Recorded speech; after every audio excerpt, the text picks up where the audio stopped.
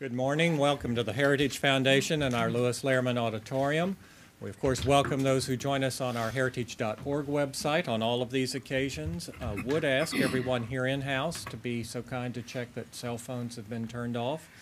That's a great courtesy to our speakers. We, of course, will post the program on the Heritage homepage following today's presentations for your future reference. And our internet viewers are always welcome to send their questions or comments throughout the presentation, simply emailing us at speaker@heritage.org.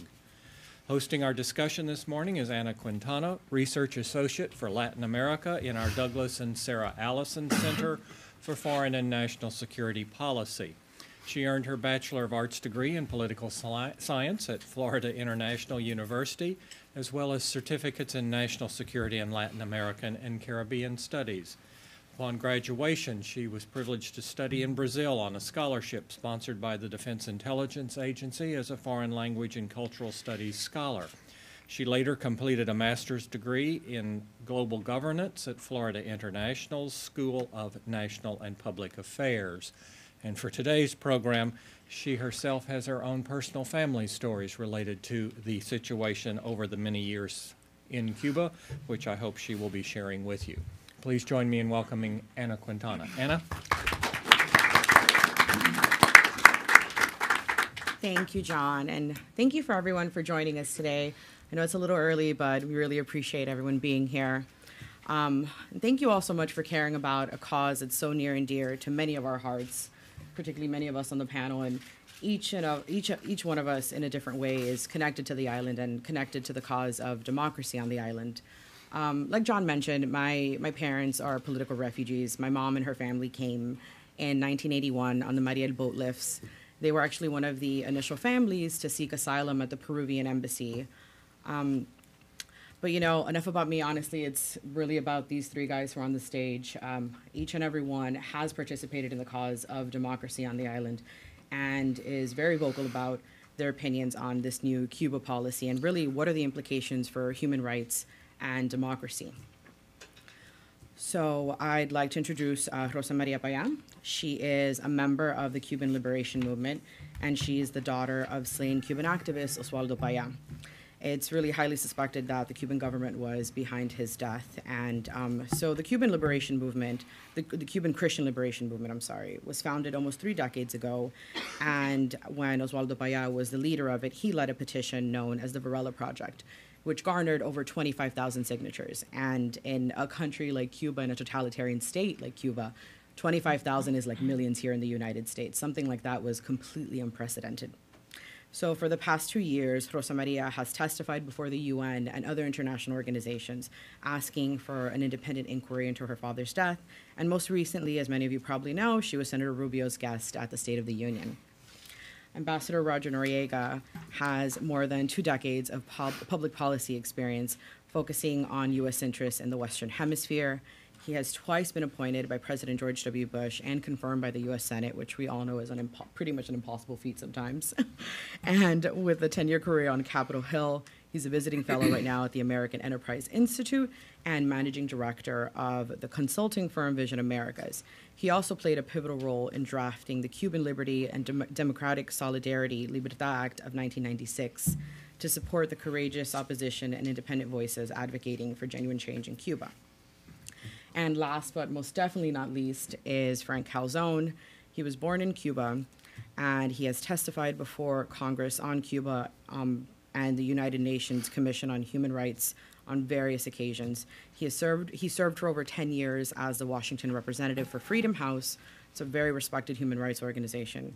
And he has written many articles for major dailies in the United States and elsewhere and appeared in anybody who watches Hispanic American TV knows that you always see Frank's face, especially on Oscar Asa. And his work at the Center for a Free Cuba really entails the development and maintenance of these contacts with Congress and the democratic government officials around the world and really supports the human rights movement on the island. So with that, I pass it over to Rosa Maria. Okay, thank you, Ana, and thank you very much for coming here so soon in the morning to hear about the situation in Cuba and this new scenario with the change in the foreign policy of this country with respect to my island. The thing is that we are facing a new era, a new scenario that we have to assume like it is a fad.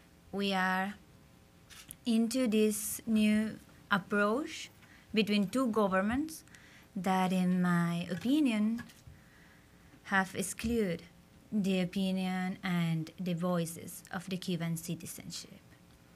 But that doesn't mean that we cannot start to influence these conversations. That doesn't mean that we cannot raise our voices, and especially in this country, but also inside the island, trying to put our points, to locate our topics, the topics that for the Cuban people are important in the table of conversations. More than 10 years ago, more than 25,000 of Cuban citizens delivered into the hands of the National Assembly in my country a legal initiative to change the law and guarantee some basic human rights as the right to free association, the liberation of the political prisoners, the right to have real enterprises, which is not the same thing that timbiriches. Timbiriches is how we call the really small business that the Cubans are now allowed to have, but not everybody in Cuba could have a timbiriche. Because the situation is that these reforms or changes that the Cuban government has been trying to sell to the international community are actually implemented in the island, not as the recognition of the human rights of the Cubans, not as the recognition to have a free enterprise, but as a permission, as a privilege that the Cuban government could give you or could deny you instead of your political projection, or maybe if you are a person that could travel too much, or you are in contact with foreign people, or you are in contact with people from the opposition, of with people from the civil society. And in the same way, they have implemented all the rest of the reforms. To travel in Cuba, to leave the island and to enter the island is not a right that Cubans have. It's a privilege that the Cuban government gives you. And that's why, for instance, the artist, Tania Bruguera, that was recently trying to make a performance in the Plaza of the Revolution in Havana, is now, she cannot travel right now. She cannot leave the island. The Cuban government actually said her that if she wants to leave the island, she have to do it in a definitive way. So she denied to leave the island, and she is now in the island without a passport because the Cuban government doesn't allow her to travel if she's not leaving the island like forever. This is the reality of the reforms, or the reality of the change that the Cuban government have been trying to sell for 6 or 8 years right now. And with this government that have not been ever chosen by their own people, the government of the United States is now trying to normalize the relations. And we think that even when they are trying to normalize the relations with a government that is not normal, and is not normal because it has been never elected by their own people. No one who is younger than 80 years old in my country have ever participated in free and pluralistic elections. And it's not normal because this government violates human rights of their own people on a daily basis. But the United States government is normalizing relations and is is talking with the government in the process. So what we are proposing here is that in this table of negotiations should be the support to the demands of the citizenship. What demands? Well, the demands that the Cubans have already prepared, the demands that the Cuba are already trying to obtain, specifically ones that is in the very base of a democracy. We think that we cannot break a totalitarian regime without citizen participation. You cannot start a transition process if the opinion of the Cuban people is not consulted. That's why our proposal to the government of the United States, but also to the democracies of the world, to the democratic institutions of the world, is to support the demand for a plebiscite, for changing the electoral law, and have free and pluralistic elections in my country, with the recognition of the political parties and with the right to free expression and access to the media that we need to make campaign for a plebiscite in Cuba. Chileans had their plebiscite, and they had a lot of international support to do it. We Cubans don't deserve less. Another important topic that we think we need to raise, not just in these conversations with the United States, but also in the conversations with the European Union and in the relation of the Cuban government with the rest of Latin America, is the fact that the not so democratic thoughts of the Cuban government has been spread in our region.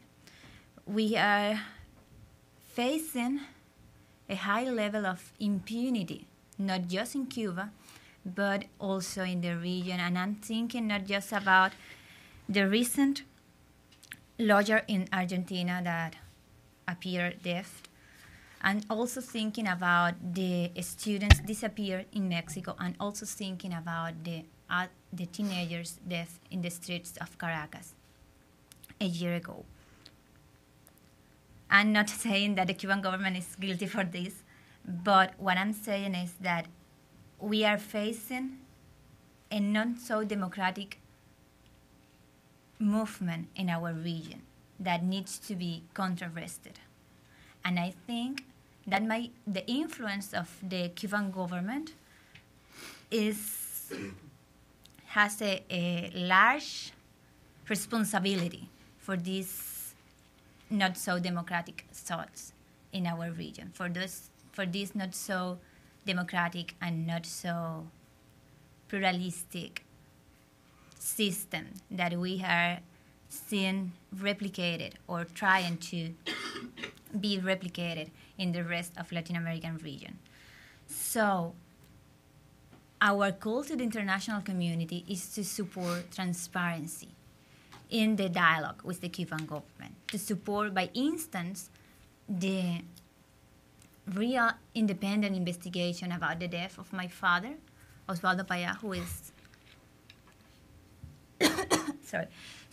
who is a winner of the Sakharov Prize given by the European Parliament, and Jalo Cepero, who was the leader, the more important young leader in our movement, and they were killed 2 years ago in an attack from the state security of the Cuban government. We think that transparency and to stop the impunity is very important in a transition process. Is necessary the recognition of the whole truth to be able to talk in an authentic way, to be able of a real reconciliation process, and to be able to walk together, because we have to work together, because Cuba belongs to all Cubans, but we need a recognition of all the truth. We need to stop the impunity. And I will think that to support these demands that are not inventions of the international community, are not ingerencies of the United States government, of the European Union, are just to support the demands that the Cuban people has prepared and are demanding for a long time right now. It's not just going to help us as a country. It's not just going to be good for Cuba. It's not just going to guarantee the real democracy and the real stability that we know that is very important in terms of international affairs, but it's also going to support the democracy in the rest of the region. We heard, I'm going to finish with this, we heard a year ago, less than a year ago, during the CELAC summit in Havana, we heard to the presidents of Latin America to proclaim America as a country of peace. And we have faced, during this year, teenagers disappeared, lawyers disappeared or dead,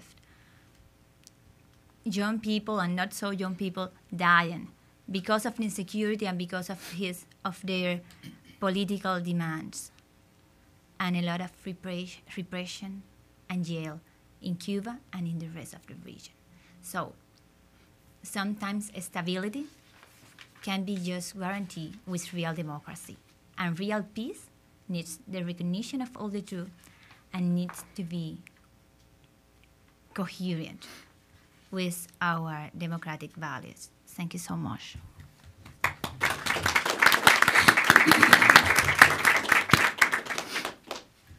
Thank you, Rosa Maria. Ambassador? Thank you. Well, thank you very much, Anna. It's an extraordinary privilege to be on this panel, particularly today. Frank Calzon, a stalwart of the cause of a free Cuba, and Rosa Maria, who is the daughter of a martyred hero. I'm not a Cuban American. I'm a Mexican American from Kansas who was raised right.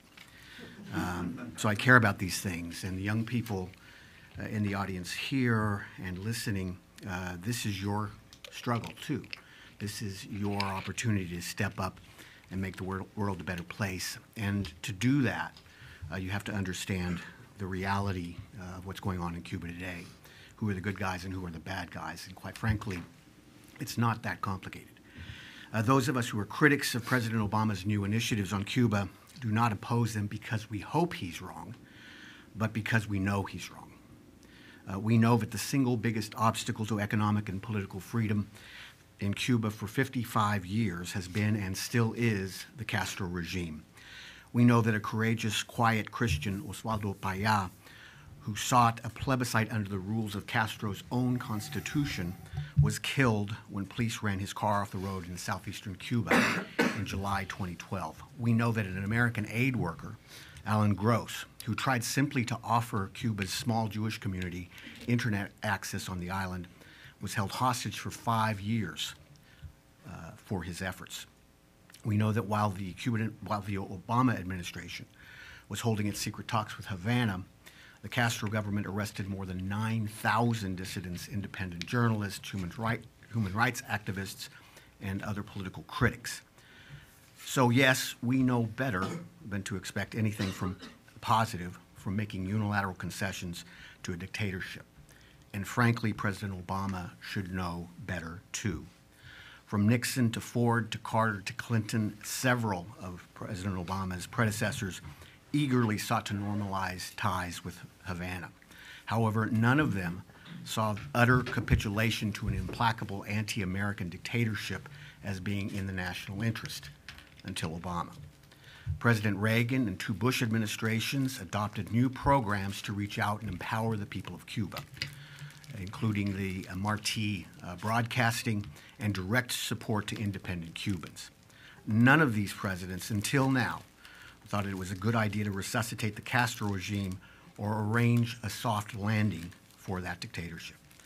The issue for our consideration today is not whether to impose sanctions on Cuba, but when and how to lift them. Do we do so unilaterally and risk helping the regime that systematically denies political and economic freedom? Or do we reserve normal relations for a post-Castro transition so that we can use them as a lever to induce broad, profound, and irreversible reforms that will effectively liberate the Cuban people? Inexplicably, President Obama chose the latter course. I hasten to add that this is not a partisan debate. There is strong bipartisan consensus in Congress that normal relations with Cuba should be reserved for a regime that is moving toward democracy.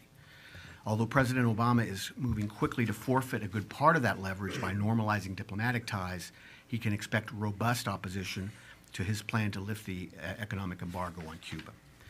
One central misconception of this debate is that the so-called Helms-Burton Act, which Anna appropriately referred to as the Cuban Liberty and Democratic Solidarity Act, the Libertad Act of 1996, there's a misconception that this, quote, codifies the embargo. As a matter of fact, Title II of that act, drafted originally by Democratic Senator, then in the House, Robert Menendez, is a formula for establishing normal trade and even aid to Cuba in a post-Castro era.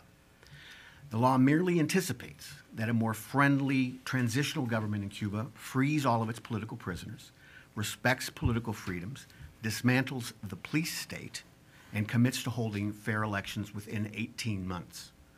In addition, the law expects a new government to at least make public commitments to establishing independent courts and honoring internationally recognized human rights and labor rights.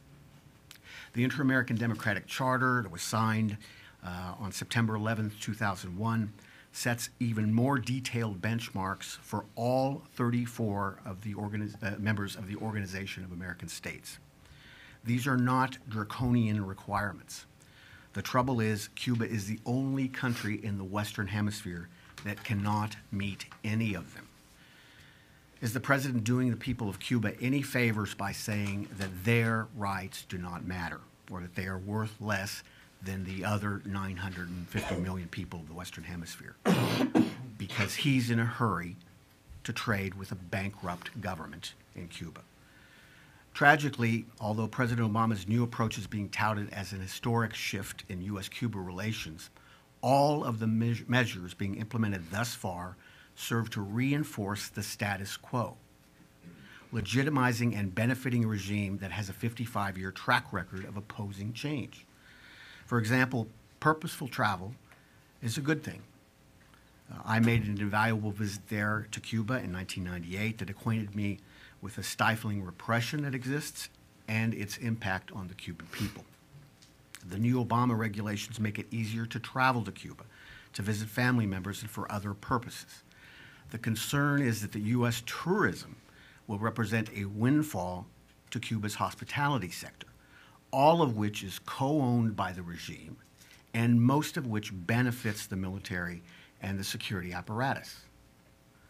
Other new regulations, liberalizing cash transfers in support of families, small farmers, and humanitarian projects, and allowing U.S. telecom companies to offer services and even invest in Cuba, should have been used to leverage reforms in these sectors.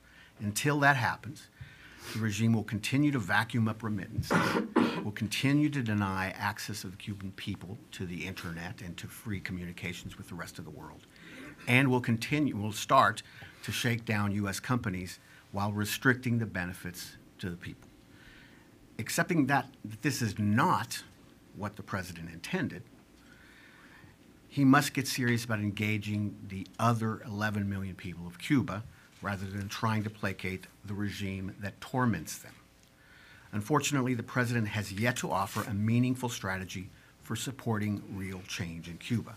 For example, I believe the president should dispatch a high-profile personal envoy to Latin American, Caribbean, and European capitals to explain how the United States proposes to help the Cubans other than the Castros. President Obama should invite his counterparts to join him in explaining their own efforts at the Summit of the Americas in Panama in April.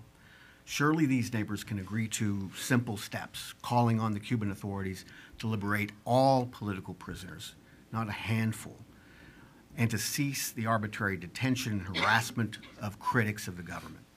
Allow people to exercise their political liberties, as detailed in the Inter-American Democratic Charter. Commit to supervised elections as soon as possible. Allow unfettered access to the media and to the internet. Allow the Inter-American Human Rights Commission to visit the island and to establish a permanent presence there to monitor conditions, and to give the International Committee of the Red Cross access to inspect Cuban prisons and jails. The Latin American and Caribbean countries' governments, presidents, have been hassling President Obama since he was elected about U.S.-Cuba policy. That pretext no longer exists, and it's time that he pushes back and insists that they do something for their Latin American friends and their Caribbean neighbors who live in Cuba. In the 5 weeks since President Obama's momentous decision on diplomatic relations, the Castro regime has arrested more Cuban dissidents, even several of those who had been freed as a result of this deal with President Obama. They've demanded an end to the embargo. They've demanded termination of the Cuban Adjustment Act, under which Cuban refugees are paroled into our territory, and demanded that Cuba be removed from the list of terrorist states. Also in the last month, the number of Cubans climbing on rickety rafts, fleeing their country, has more than doubled. It seems that they know what to expect from a regime that has been emboldened by Washington's weakness. And as my colleague Jose Cardenas has said, they are voting with their oars. All of this is entirely predictable. Those who know the intransigent nature of the Castro regime expected no meaningful steps toward liberalization of any kind, particularly because it has already been handed a major diplomatic victory, political recognition, in exchange for doing nothing. The normalization of diplomatic relations will have very little positive impact on the lives of the Cuban people unless President Obama now rallies other countries to press for economic and political change on the island. If he fails to do so, if he fails to follow up with a vigorous pro-democracy campaign, and as Rosa Maria Payá has said this morning, to incorporate authentic Cuban voices into that dialogue, then his new approach on Cuba will be exposed as an amateurish blunder that prolonged the Castro dictatorship and accomplished little else. Thank you very much.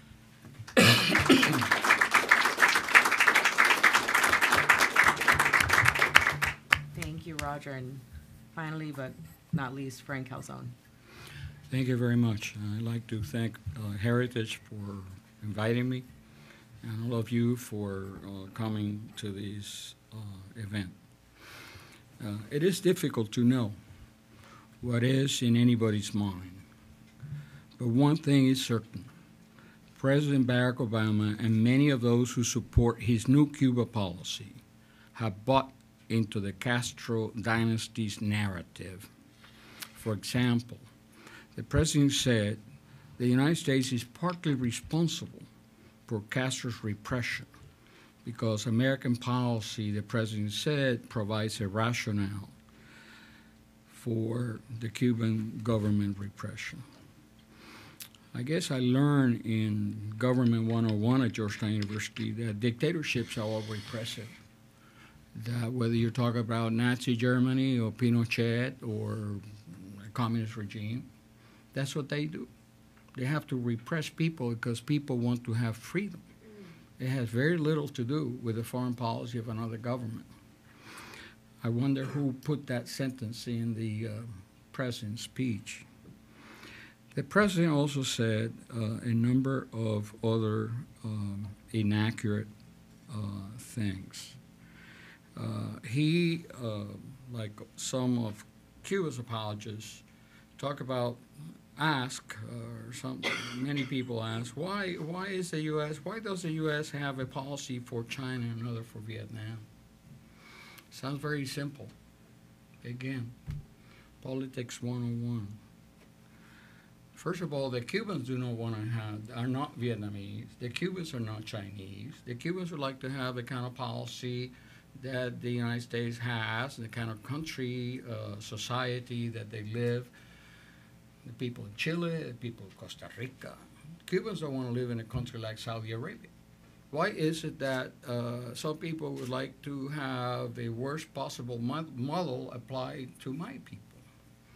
Beyond that, I guess the folks at the State Department know very well that the idea of one policy for the whole world is simply nonsense. The policy of the United States toward Canada is not the same as the policy of the United States toward Mexico. Very basic. And yet, this is the kind of thing that one hears from this White House sometime. Another misunderstanding is that they say that by having full diplomatic relations and trade with Cuba, that will bring respect for human rights, civil liberties, and the recovery of the Cuban economy. Do they know that Cuba has had full diplomatic relations with Spain, with France, with Canada, and the rest of the world? Do they know that there have been trade relations with those countries during more than 50 years? Is it that an American dollar is better than a dollar that goes to Cuba from the Canadians or the British? As a matter of fact, Cuba has had more assistance, more development aid during the revolutionary period that some European countries had after World War II under the Marshall Plan. The American dollars, whether it's trade or whatever, is going to go to the Cuban government. You do not trade with Cuba. You do not trade with Cuban companies. You trade with the Cuban government, starting with Cuban cigars. The government has a monopoly on cigars, like the Spanish colonial government had 200 years ago. If a Cuban farmer wants to grow cigars and sell them, he goes to prison. And the whole thing applies across the board. Some of these reforms that we talk about, that Osvaldo Payá called a fraud, means that now a Cuban can work as a barber, or you could manufacture paper flowers at home. Cubans do not have the same rights in Cuba that foreign investors have in Cuba. The Cubans that have the same rights as the foreign investors are, most of them, members of the Castro family. You're talking about a dynasty that resembles very much North Korea. See, it goes from one to somebody else in the family, everything is controlled, the people have to be very obedient and very respectful. The present Cuba policy, I am sorry to have to say, is also based on outright lies. The president promised Berta Soler and Guillermo Fariñas, two prominent Cuban dissidents, that before anything would be done with Cuba, they and other dissidents would be brought into the discussion. The president's promise was not kept. More recently, why do I say lies? That's a very strong word. A few weeks ago, at a congressional hearing, someone who was being appeared before a number of senators was asked, somebody from the State Department was asked by Senator Rubio about Cuba, U.S.-Cuba policy. And that official from the State Department in an open hearing said that before anything would change, of course, the committee and the Congress would be brought into the discussion. That same official, I believe, yesterday said that he was sorry about what he had said. But nevertheless, the whole idea of secrecy and of keeping the Congress away is not a good thing. I guess the joke in Cuba is that while Raúl Castro has not changed, some Cubans say Mr. Obama has changed, because Mr. Obama's handling of the Cuba policy resembles very much the way Raúl Castro handles everything in Cuba. It's in secret, doesn't consult with anybody, there's no discussion in the media. This is what we're dealing with. Another issue that is that I often come across when I speak at universities and so on is, again, coming from the Cuban government, Why do the Cuban Americans have to play a role in Cuban and U.S.-Cuba policy? The question is, are Cuban Americans doing something that is not appropriate? I hear that sometimes. That's what the Cuban government says. That's what the apologists for the Castro government said. But they forget that Cuban Americans are here, have been here for more than 50 years. Cuban Americans pay their taxes. They become presidents of universities. They serve in the armed forces. And if anybody wants to go with me this afternoon to the Vietnam Memorial, you could put your hand on the name of Cuban Americans who died serving under the American flag. I think Cuban Americans have earned the right, like people in the Jewish community, like black Americans, like gay Americans, like people in the financial sector, to be part of the discussion and not to be ignored when something significant to them is being discussed. Imagine if something as significant would have been done by the president in secret that would affect the black community or would affect any other community. These days it's taken for granted that it's all right, but it's not right for everybody else.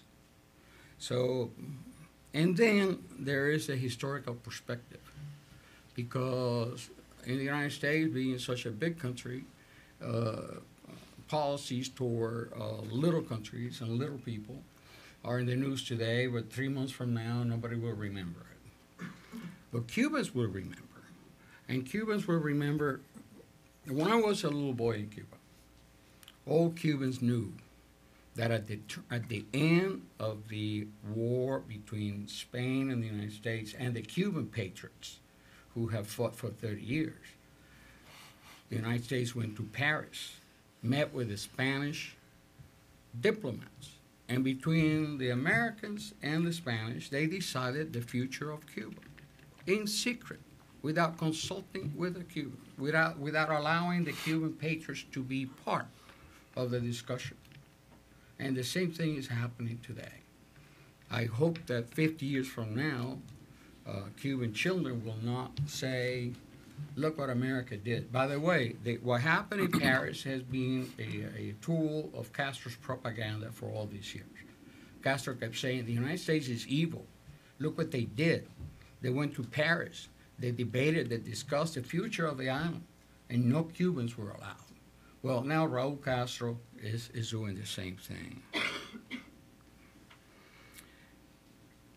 For a while, some of us were wondering, what is this campaign about lifting the embargo, getting Cuba out of the terrorist list, and so exchanging Cuban spies for an innocent American, a hostage? Now we know the answer. For about a year, there has been a coalition of a very well-financed, very respectful organizations that they all had an agenda. And if you put it in a blackboard, this is not a personal attack of any, but if you put it in a blackboard, getting Cuba out of a terrorist list, getting the embargo lifted, providing more dollars through tourist travel. All of those issues were part of an agenda that was promoted by the New York Times, by the U.S. Chamber of Commerce, by the Brookings Institution Cuba Project, by the Council of the Americas, by the Atlantic Council, by the Washington Office on Latin America, by Cuba Now, by the Cuba Study Group, by the Center for Strategic Studies. All of these folks, I guess, had some idea that something was happening. Nobody else knew. But they were campaigning just to present or try to portray what the president was going to do in a favorable light. Now they have a policy that they wanted. They should be held responsible for the consequences. I am also sorry to have to say, that it appears that the president and others do not believe that every American life has the same value. Why do I say that? The president has exchanged at least one of the terrorists, one of the spies that were in American prisons, was serving 2 life sentences for his participation in the killing of 3 Americans and a Florida resident in the Florida Straits in international airspace. It was proven in American court. He was sentenced. The spy went to Cuba, back to Cuba, but those 3 Americans and the Florida resident will not be coming home. Their aircraft was destroyed on the Florida Straits. And I'm sorry to say that no one in the administration had the decency of calling the mothers of these folks who were killed by Cuban MiGs that were ordered out to murder by then the Minister of the Armed Forces, Raul Castro. I assume, I hope, that those are some of the issues that ought to be on the discussion. The president back then, President Clinton and Madeleine Albright, said that those responsible for those murders will be brought to justice. They have not been brought to justice. What Raul Castro did is to pin medals on them. And I think might not be too late for the president to pick up the phone and talk to those folks and explain why it is that the murderer of their sons is now in Cuba, and that apparently the president doesn't seem to care about those lives. The Cuban people will regain their freedom, but it remains to be seen whether those advocating this misguided policy will be able to regain their credibility and self-respect. Thank you very much.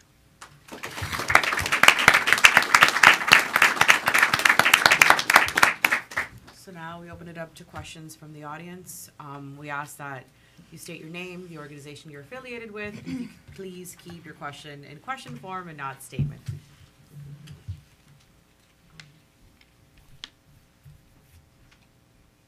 No? Okay, great. Well, I'm sorry. Thank you. My name is Grace Kong.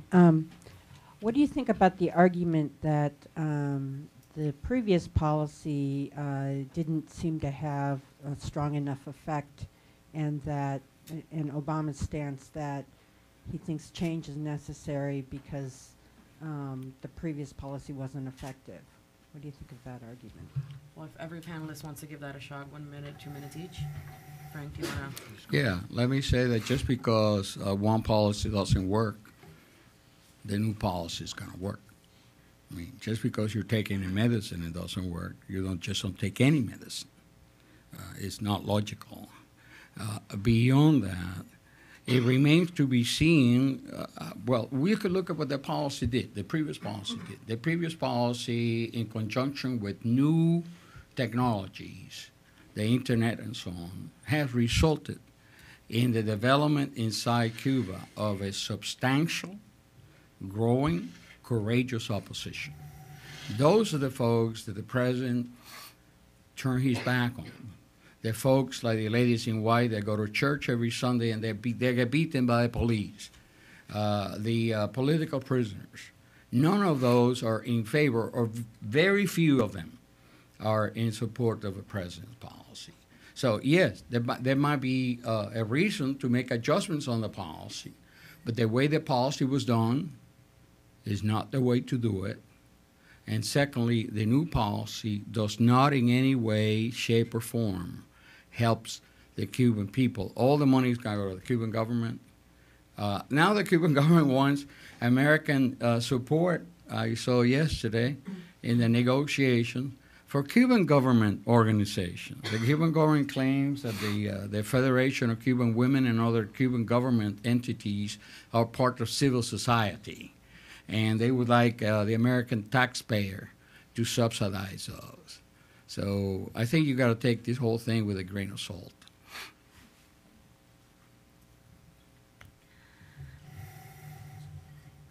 Okay, maybe this change in policy is new for United States, but what the government of the United States is doing is not new for Cuba. It is just simulating the way that the rest of the government in the world have relations with my government. The new thing would be to support the real demands of the Cuban people. The new thing would be to demand transparency in the relations.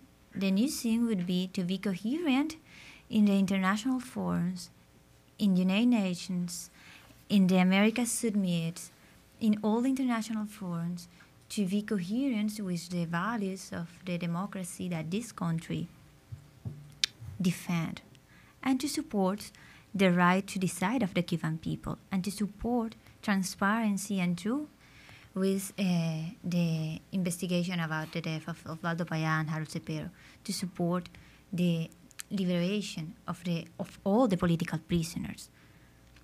I'm not just talking about the government of the United States that right now is very important because it's talking directly in a very high level with the Cuban government. But I'm talking about all the rest of the governments in the world, especially the European Union.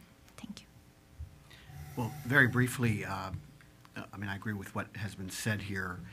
We actually tried new things periodically in this relationship. As I said, some of the administrations previous to President Obama's actually had direct and indirect contact to talk about sort of normalizing relationships, and it went nowhere.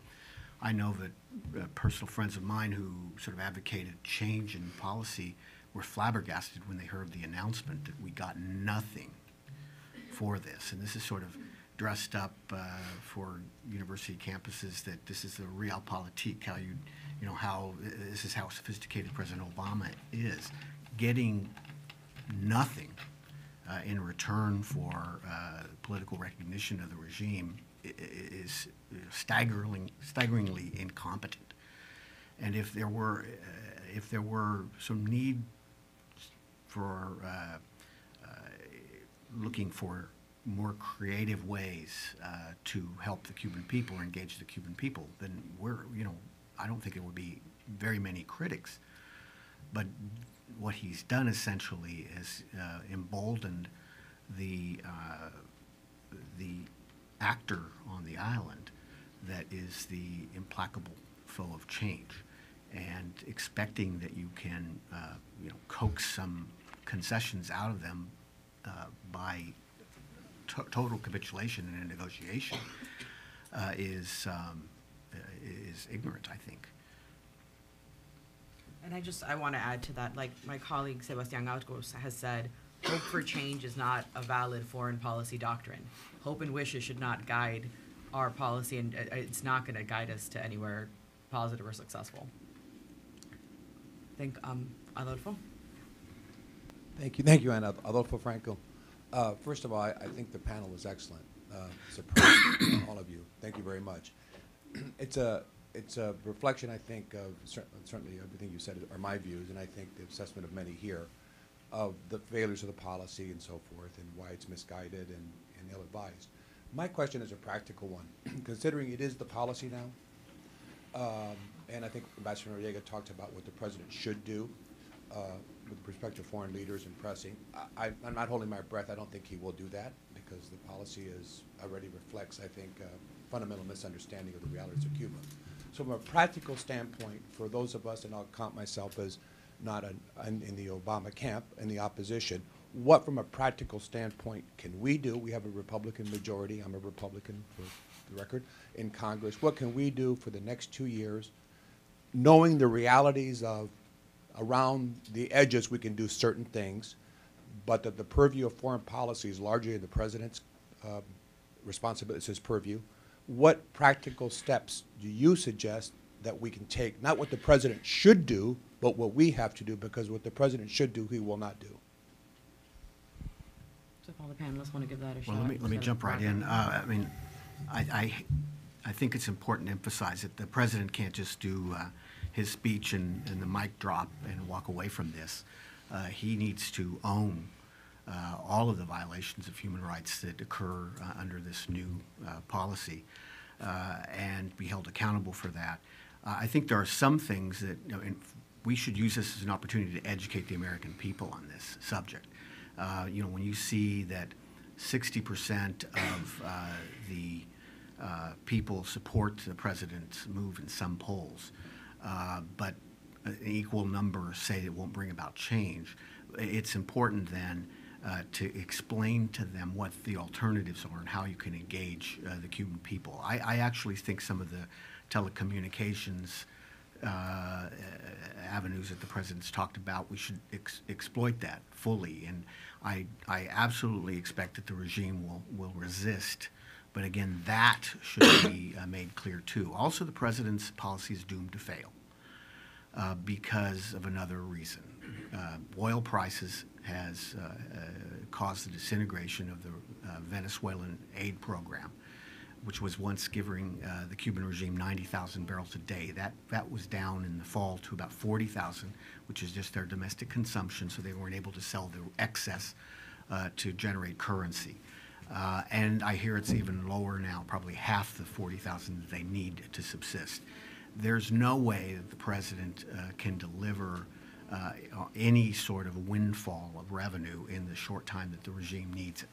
So what we should do is continue what we've always done, which is be prepared to step in with a coherent response to which will be a collapse both in Venezuela, which will have its security implications, but in Cuba as well, where I think the Cuban American community will play a uniquely helpful and positive role in helping the Cuban people reconstruct their economy and reclaim their future.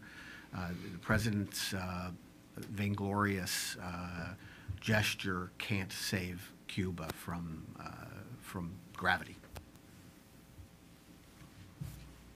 Rosa Maria, Frank, let's go. Yes, thank you for the question and for the offering, actually.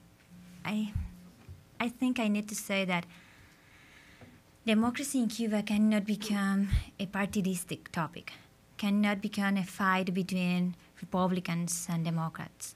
I think that all the persons who believe in democracy should be engaged not with the Cuban government but with the Cuban citizenship. And in this sense, I have said which are our main priorities. We need to stop the impunity because we need to protect the persons that inside the island are fighting for their rights, and out of the island also, because the state security is everywhere, as the spies in the states have proved. And we need to stand up for really basic rights, which are that could be the change that actually start the transition process. We think that we cannot break a totalitarian system just with dialogues between elites. We think that the Cuban people, the Cuban persons inside and out of the island have the right to decide, have the right to get involved with the real changes. And my call to the governments of the world, but also to you and to the democratic institutions and to the goodwill persons, is to engage with that demands of the Cuban people. Specifically, we are engaged involved in a campaign for a plebiscite to change the electoral law, to could actually affect the decisions of our nation, to participate in free and pluralistic elections. And that's something that everybody could support, and that's something that is not partidistic, it's not even political, because it's in the base of the democracy. It's a human right. Yeah, I would like to add a couple of things. So far we've been talking about human rights in Cuba, the Cuban people, but Cuba is also a foreign policy issue beyond Cuba. And when you're dealing with U.S.-Cuban relations, it's not like dealing with U.S.-Costa Rican relations. And so the dimension is very simple. 2 years ago, a cargo ship from North Korea was caught in the Panama Canal carrying warplanes to North Korea, missiles. This is during the Obama administration, after Obama, at the beginning of his administration, said that he was extending a hand of friendship to Cuba. And what he got was an American hostage in Cuba and the sending of war material to North Korea in violation of all kind of international accords. For some people, I guess, being able to have a quote-unquote a dialogue with Cuba seems to be a great success. But a dialogue by itself means nothing. What are American interests? What are American interests in the region? Shouldn't the United States, shouldn't the president be concerned and speak out about a large Cuban military contingent in Venezuela, political police that trains the Venezuelan police to beat up dissidents, that participate in the abuse and the repression of the Venezuelan people? On the issue of North Korea, again, a little while ago, a few days ago, we heard lots of people concerned about the North Koreans getting into the internet, but sending Cuba, there is a disconnect. That Cuba is sending war materials to North Korea, and we're concerned about the internet. Beyond that, it's not simply a couple of years ago. A couple of months ago, to my surprise, a body of the United Nations passed a resolution sending or asking the United Nations Assembly to send the name of the North Korean dictator to an international criminal court. Who was defending North Korea at the United Nations?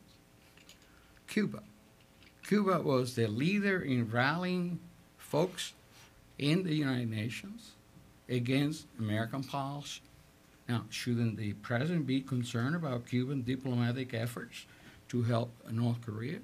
Shouldn't the president and administration be concerned about what's happening as far as Cuba and Syria, Cuba and Iran? Cuba is not simply a little island in the Caribbean, because we're not really talking about Cuba. We're talking about the Castro family insistence in doing everything they can against the United States and the American people. That should be part of the debate. The other thing is something very simple. Now that the president is talking about lifting the U.S. embargo, what about suggesting to the general president? Remember, the reason Raul Castro is president is because he's the brother of Fidel. No other reason than that. But what about suggesting to him that he ought to lift the embargo that the Cuban government has had on the Cuban people, the internal embargo? A Cuban cannot trade. A Cuban cannot buy a car and engage in trade throughout Cuba. A Cuban cannot set up a factory. You got to be a foreigner to do that. And I think you're saying, well, now that the policy is a policy, yes, we're going to have, it looks like, an American embassy in Havana. What about looking at the way the American diplomatic mission in Cuba functions? Do you know that the American taxpayer is paying for Cuban spies? Isn't that crazy? Check it out. You probably think Calzon is nuts. All right.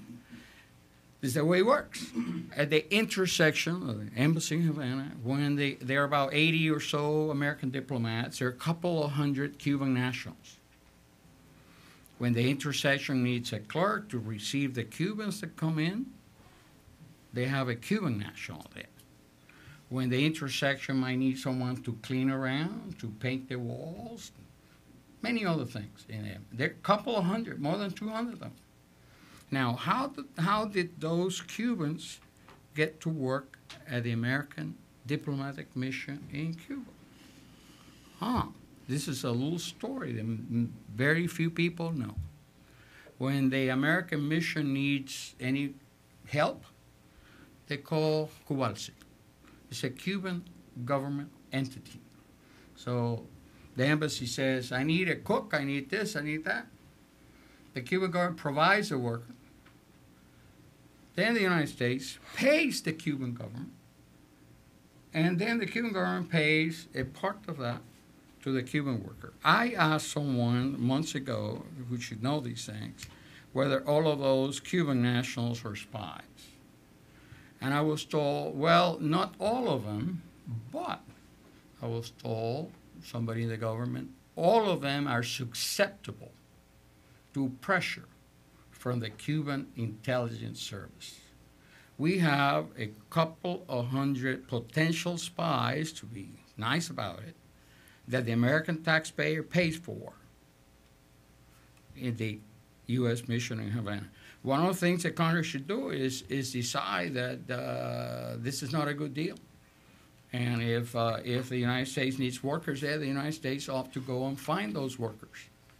And if the Cuban government doesn't let us do that, well, that's too bad. Then the level of work or whatever that the intersection does will have to be reduced to what the Americans could do.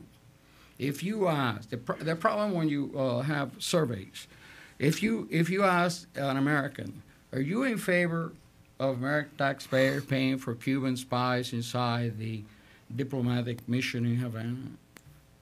What percentage do you think will respond to that? And like that, there are a number of other issues that have to do with the U.S. intersection in Havana. This is a good time for the Congress to look into it, as well as to have hearings and call the administration to explain what is Havana doing in Venezuela. What is the role of Havana with Syria or with North Korea or supporting international terrorism? Because the facts are there. The president wants to get Cuba out of a terrorist list, but Cuba is providing hostage to American terrorists, including a woman who killed a state trooper, a New Jersey state trooper, and went to prison, escaped from prison, and is now in Cuba. And if you look at the list that is out there now of the FBI, that woman is in that most wanted list. Somebody ought to put that flyer in the president's briefing so that he would be aware of what he's dealing with. We have time for, I think, maybe one or two more questions if anybody else has. Oh, here, the gentleman in front. Thank you. Thank you. Gary Forberg from the Epoch Times. I was wondering what you did think about it. When was it 53 political prisoners were released? Weren't you at least pleased at that? And have you answered my question? Do you have a good estimate of how many political prisoners there are in Cuba? And you alluded to during the talk here that the regime was adding more political prisoners as these negotiations were going on. Could you elaborate a little on that too? Could I jump in very, very briefly? These folks answer it more thoroughly, but when I was in Cuba in 1998, I had the honor of visiting with Archbishop Merice in Santiago de Cuba, and I asked him, how many political prisoners are there in Cuba? And he says, as of today, 11 million. And I mean, that's a fact. You know, people talk about, you know, women's rights, gay rights, whatever rights in Cuba. People don't have those essential rights. It's difficult for us to understand that. But so all of these people, the state reserves the right to jail anybody for any reason. It's absolutely arbitrary. And it's shocking to me that in the context of this debate, people in such a big hurry to justify what President Obama has done, has categorized some of these people as, quote, hardliners. You know, ladies that want to take a walk on a Sunday morning can be beaten up and jailed. blind dissidents dropped on the side of a road and thrown into thorny bushes. People who just, advocate for simple respect for universally recognized human rights can be detained at any time, and these are so-called hardliners. One of these academics, whose name I won't mention, from the Brookings Institution, said that these people either have to engage the Cuban government or perish. What a wonderful notion from a guy defending a policy that's supposed to be helping the Cuban people vindicate their rights. And what a staggering lack of comprehension that this is precisely what these brave Cuban dissidents are trying to do, is engage their own rulers in a dialogue about their future. And the cost of doing that can be death. And it's hard for us, for those of clearly people who think that this is going to help in Cuba, have no understanding of the reality there, and it's hard for them to grasp just how terrible their existence is and the totalitarian nature of that regime.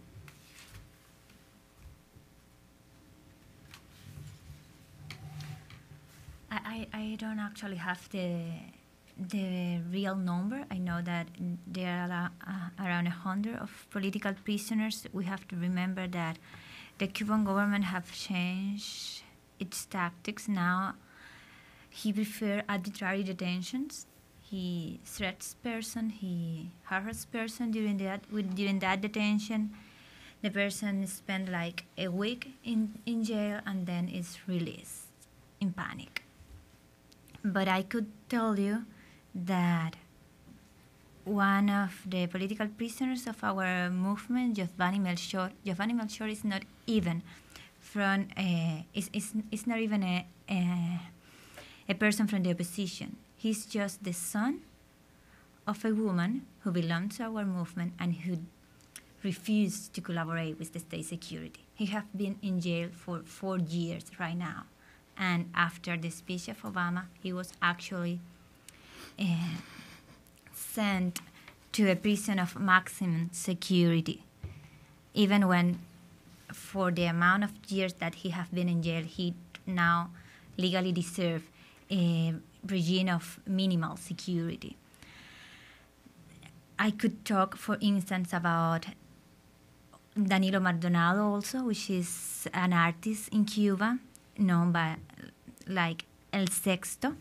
He was detained 2 months ago in Havana because he was trying to make a performance, and he's still in jail. And he's actually sick right now. He has no access to medical attention, and is one of these political prisoners that is not even condemned by the Cuban government, but remain like in a limbo. We say that you know when you enter, but you never know when you are going to be able to be in your house. The thing is, political prisoners have become also a strategy of the Cuban regime. He can also use the political prisoners as figures of intentions. He can always produce more political prisoners. He can always liberate some of the political prisoners that he have been in jail for 8 years after 75, 4 years ago, and to arrest 50 more or arrest 100 more. The thing is, the liberation of the political prisoners are always going to be in the center of our demands, in the center of our speech, but we need to know that is one of the strategies of the Cuban government. We need to know that we need also demands to change the root of the problem, and not just the symptoms, not just the strategies that these perverse regimes create in order to have scenes to interchange with the democracies of the world. Yeah. The question was about the 53 political prisoners. Again, that is one of the what you see in regard to Cuba in this context is often not the real truth. First of all, on the 17th of December, when the president announced that Alan Gross was coming to America, and we all were happy that the American hostage was being released, the president did say that the Cuban government was going to release 53 Cuban political prisoners. The assumption was then, December 17, well, maybe for the holidays, maybe for Christmas they'll be home. Well, that's not what happened. What happened was that there were numerous statements on Capitol Hill and in the media, and finally, more than 2 weeks later, the State Department, who that refused to release names, finally put out a list. If one looks at the list, like other human rights groups look at the list, you'll find that at least one of them would have been released a year earlier. In the list, you'll find a number of folks who were just about to be released. They were short of a month or two or whatever. And then some of them were brought back to prison. And when we're not talking about an amnesty. When Fidel Castro was in prison for attacking the Moncada barracks, where many Cubans died, he was sentenced to 15 years in prison, but less than about 2 years later, he was released in an amnesty by the bloody dictator, Batista. But an amnesty meant that Fidel could go out and organize rallies, go to the media, talk. He was free to do whatever. But that's not the case with these folks. These folks are conditionally released. They are told that if they engage in criticism of the regime, they can, and in fact they do, get sent back to prison. So, you hear the 53 and then you start looking into it, and it's more complicated than that. I was very impressed by a statement by Amnesty International when they announced the release of the so-called 53. Amnesty International talked about the Cuban decrees that are used to send people to prison. There's one, and there are many, but there's one called dangerousness. What it means is that if the government believes that you're a dangerous person, that you might at some point do something inappropriate, they can put you in prison for a couple of years.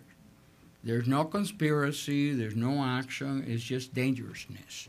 Now, Amnesty said that if all that happens is the release of prisoners without changing the legal framework that sends them to prison, then the whole prisoners release, Amnesty said, is a smoke screen to cover repression in Cuba. Not everybody, I think Rosa Maria mentioned, many people are grabbed and they're taken away for a month, for a week, for a few days. But it's more than that. When they grab you and put you in prison, they beat you up, they abuse you, they put you in comunicado. For days your family doesn't know where you are.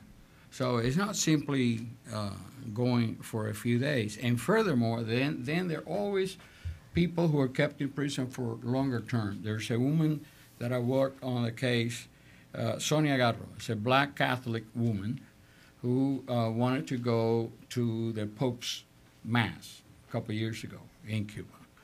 And apparently she had talked to some people about either raising a banner saying freedom or chanting freedom or something, libertad. And the police came. A couple of days before the Pope got to Havana, they took her and her husband, and they kept her in prison for about 2 years. At the end, they let her go. But the Cuban people, as I said, will regain their freedom. We have pictures, for example, of the funeral of Osvaldo Payá, her dad. And it's a huge crowd, and they're all like this. That means that means libertad. So the opposition in Cuba is growing.